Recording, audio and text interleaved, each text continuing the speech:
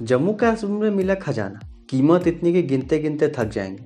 कश्मीर की धरती से जहां नारेबाजी पत्थरबाजी की खबरें आती थी, आज वहां की जमीन से तकदीर बदलने वाली बेशकीमती खजाना हाथ लगा है। वहां से व्हाइट गोल्ड यानी कि लिथियम का विशाल भंडार मिला है। जीएसआई के सर्वेक्षण में लिथियम के 59 लाख टन होने की बात कही है। इसके साथ साथ भारत लिथियम के भंडार में दुनिया का तीसरा बड़ा देश बन गया। देखिए, 370 हटा, प्रांत में शांति आई। अब देखिए, तरक्की भी आ रही है। इतना बड़ा खजाना मिलने पर वहाँ के रोजगार के नए अवसर तो प्राप्त होंगे ही, साथ साथ उससे भारत को भी फायदा होगा, वहाँ के आसपास के लोगों को भी फायदा होगा, कश्मीर का नाम भी ऊंचा होगा।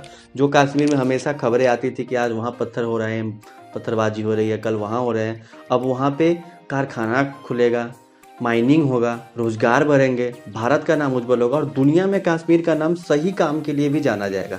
लिथियम एक ऐसा मेटल है जिसका use mobile, laptop, electric vehicle, pacemaker जैसे अनेक चीज़ों के रिचार्ज, बैटरी बनाने में काम आता है। जब दुनिया पेट्रोल डीजल से हटकर इलेक्ट्रिक की बात कर रहा है, आज ईवी की चर्चा है। हर जगह इलेक्ट्रिक व्हीकल लेना है, इलेक्ट्रिक व्हीकल लेना है। अब उसमें सबसे इंपॉर्टेंट पदार्थ क्या है? लिथियम, क्योंकि बैटरी में उसी का यूज होता है। देखिए, अब तक भारत 96% लिथियम का आयात करता था, यानी इम्पोर्ट करता था। आज जब आत्मनिर्भर भारत को बनाने की बात हो रही है, तब इसका मिलना भी आत्मनिर्भर होने के लिए एक मददगार साबित होगा। क्योंकि सोचिए, जब 96% हम कहीं से आयात करते थे, अब हमको नहीं करना होगा, तो हम खुद पे तो डिपेंडेंट हो जाएंगे। भारत चीन और हांगकांग पर निर्भर था लिथियम के लिए, मतलब चीन से लेना पड़ रहा था। सोचिए आप, भारत बड़े मात्रा में लिथियम आयात करता है, उसके लिए फॉरेन करेंसी यानी डॉलर से पेमेंट करना पड़ता था। मतलब फॉरेक्स पर असर पड़ता था। अभी तो आप देख ही रहे हैं कि फॉरेक्स के चक्कर में, मतलब डाउन होने के चक्कर में पाकिस्तान का क्या हाल है, श्रीलंका उधर उसका हालत खराब ही है। तो यहाँ पे अपना फॉरेक्स भी बचेगा। अब न केवल भारत आत्मनिर्भर बनेगा, बल्कि विदेशी मुद्रा भंडार बचेगा और उसके साथ ही इंडिया इसको एक्सपोर्ट करेगा और एक्सपोर्ट करने से तो अपना खजाना बढ़ेगा। इसके साथ ही इंडिया अपना विदेशों में दबदबा बनाने में भी कामयाब होगा। क्योंकि देखिए, मार्केट में कौन किंग होता है? जो निर्यात करता है, न कि जो आयात करता है। क्योंकि आयात करने वाला किसी पर डिपेंडेंट होता है और निर्यात करने वाला हमेशा किंग होता है। आने वाले समय में का मांग ही था लिथियम। मतलब अभी सब कुछ ईवी की तरफ शिफ्ट हो रहा है।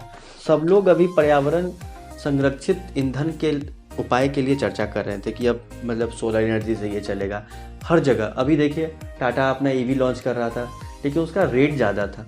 जब लिथियम अपने यहाँ पे जब मिलने लगेगा तो उसका रेट भी कम होगा। क्योंकि जब हम किसी को इंपोर्ट करते हैं तो उस पर इंपोर्ट ड्यूटी लगता है, डॉलर से पेमेंट करना पड़ता है, तो ऐसे ही महंगा हो जाता है। तो जब यहाँ पे जब खुद का मतलब डिगिंग उसका किया जाएगा, तो फिर उसका रेट भी कम होगा। और जब रेट कम होगा तो अल्टीमेटली जो अपना कार का प्राइसेस, जो ईवी कार का प्राइसेस जो इतना हाई लेवल पे है, जिस पे गवर्नमेंट को सब्सिडी तक देना पड़ रहा है, उसका अपने आप प्राइस डाउन हो जाएगा। अब देखिए, जिस चीज़ से हमेशा हमको नुकसान हुआ, वो हमेशा कभी डोकलाम में, तो कभी अरुणाचल के किसी हिस्से में, कभी किधर, कभी इधर, कभी किसी मार्ग से हम लोग को हमेशा वो चोट पहुंचाने का काम करते रहता है। नहीं कुछ हुआ तो कभी ऐप्स के माध्यम से अपना मतलब इंडिया का डाटा चोरी करके। अब देखिए, इंडिया तो उस पर डिपेंडेंट था और इंडिया में जितना मतलब जम्मू कश्मीर में जो हमको खजाना मिला है, वो चाइना के पूरे लिथियम भंडार से 4 गुना ज़्यादा है। अब तक चाइना अपना डंका बजाकर अपना मार्केट में अपना दादागिरी चलाता था, क्योंकि वो दुनिया को भी सबसे ज़्यादा मात्रा में लिथियम को एक्सपोर्ट करता था। अब यहाँ लिथियम मिल जाने से और जब इसका डिग आउट होकर जब ये मार्केट में जब सर्कुलेट होने लगेगा, तो चाइना का दादागिरी भी कम होगा। तो हम कह सकते हैं ना कि भारत तो इसके साथ आत्मनिर्भर बनेगा ही, पर चीन का एक छत्र जो उसकी दादागिरी चल रही थी, वो भी खतरे में आ जाएगा। और हम तो बार बार कहते हैं, मानो या ना मानो, भारत ही एक ऐसा है जो चीन पे नकेल कर सकता है। वो अमेरिका और रसिया की बस की बात नहीं है। रसिया तो उसके साथ दोस्ती निभा रहा है और अमेरिका तो कब से कोशिश कर रहा है, कभी हो नहीं रहा है। हमेशा मोदी जी यहाँ आते हैं, ऐप्स बैन करते हैं, चाइना का वहाँ पर पतलून ढीला हो जाता है। अब देखिए, लिथियम हो रहा है। अब लिथियम बैटरी का आखिर फ़ायदा ही क्या है? देखिए, लिथियम बैटरी अन्य बैटरी की तुलना में ज़्यादा पावरफुल होती है, वजन भी हल्का होता है। तब तो हम लोग अपने फ़ोन के साथ उसको लगा पाते हैं। फ़ोन में जब बाई करते हैं तो वहाँ पे बैटरी के सेक्शन में देखिएगा LiION, मतलब लिथियम आयन बैटरी रहता है। इसका लाइफ भी ज़्यादा है, तब तो 5-5, 6-6 साल हम लोग फ़ोन में उसको यूज़ कर पाते हैं। और अगर कार में लगाने की अगर चर्चा हो रहा है, तो अगर 5 दिन में ख़राब होगा तो फिर कार में भाई लिथियम बैटरी जो मतलब क्या, मतलब ईवी का इतना उपयोग होगा ही क्यों? एक तो हो गया कि ड्यूरेबल है, मतलब लाइफ है। लिथियम बैटरी ज़्यादा एफिशिएंट है भाई, ज़्यादा एफिशिएंट है तब तो उसको हम लोग कार में उसको यूज़ कर रहे हैं। अगर कम एफिशिएंट होता तो इतना भारी कार को 4-4 5-5 आदमी, मतलब अगर मान लीजिए 80-80 किलो का अगर आदमी अगर कार पे बैठा हुआ तो उसको खींच ही नहीं पाएगा। इसका मतलब कि लिथियम बैटरी ज़्यादा एफिशिएंट होता है, मतलब वो ज़्यादा पावर जनरेट कर पाता है उसके अंदर ज़्यादा एनर्जी स्टोर हो सकता है। जब एनर्जी स्टोर होगा तभी तो वो इफिशियंट हो पाएगा। आइए अब जानते हैं डाटा क्या कहता है। हम डाटा ये कहता है कि अभी 1 करोड़ ईवी कार है, इस डिकेड तक 14 करोड़ होगी। अरे भाई जब 14 करोड़ होगा, जब 1 करोड़ से जब 14 करोड़ में जब कार मतलब शिफ्ट हो जाएगा, मतलब कार का नंबर, तो लिथियम का डिमांड तो बढ़ेगा ही। एक कार में 8 किलो लिथियम की कम से कम नीड पड़ता है। सोचिए हमको कितना लिथियम आयात करना पड़ता था, और अगर अपने यहाँ मिलेगा वो भी जम्मू कश्मीर में, उसका तो नाम होगा ही, साथ साथ अपना ज़रूरत भी पूरा होगा। अभी साल में 7 अरब लिथियम बैटरी बिकता है, 2027 तक ये बढ़कर 15 अरब तक जा सकता है। सोचिए धीरे धीरे उसका दाम भी बढ़ेगा और उसमें मतलब भारत सरकार अच्छा खासा मुनाफा भी कमा सकता है। चौथा, डाटा कहता है दुनिया में 2021 में लिथियम आयन बैटरी का किंग चाइना रहा। भाई हर जगह चाइना चाइना सुन रहे हैं। 79% लिथियम आयन का मतलब मैन्युफैक्चरिंग चाइना में हुआ। तो सोचिए चाइना लिथियम से ही कितना पैसा कमा रहा है। अच्छा तो राज है उसका, तो दादागिरी है।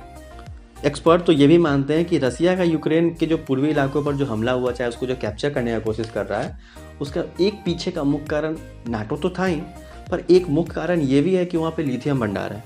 और सब देश अभी चीन में मतलब चीन में कहीं वो लोग लिथियम का भंडार को मतलब 5 साल 10 साल नहीं 100 साल के लिए लीज पर लेने की कोशिश कर रहे हैं। इंडिया भी कितना दिन से मतलब कोशिश कर रहा था।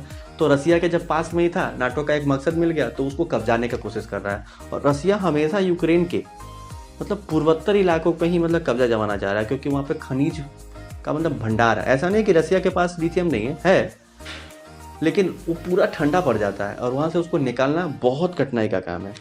देखिए आप अनुमान लगा ही सकते हैं कि आज लिथियम का क्या इंपॉर्टेंस है, क्योंकि हर देश उसके पीछे कूद रहा है। सब लोग सस्टेनेबल एनर्जी की तरफ बढ़ रहे हैं। ठीक है, अब देखिए अब दुनिया ग्रीन एनर्जी की तरफ बढ़ रहा है और उसकी ओर बढ़ने पर लिथियम का सबसे ज़्यादा इंपॉर्टेंट है। और जो इसके पास लिथियम का ज़्यादा भंडार रहेगा दुनिया में, तो उसका ही चर्चा होगा। कुल मिलाकर कह सकते हैं कि जम्मू कश्मीर में लिथियम मिलना न सिर्फ वहाँ के क्षेत्र के लिए गेम चेंजर साबित होगा, बल्कि इंडिया को भी आत्मनिर्भर बनाने में मदद करेगा। जम्मू कश्मीर के लोगों के लिए रोजगार के क्षेत्र खुलेंगे, साथ साथ इंडिया का जीडीपी, फॉरेक्स सब में इंक्रीमेंट होगा। अब कह सकते हैं बढ़ते हुए दुनिया के कदम की में जो लिथियम की मांग है वो तो धीरे धीरे बढ़ेगा। जो अपने यहाँ मतलब अपने जम्मू कश्मीर में जो लिथियम मिला है वो उच्चतम ग्रेड का है।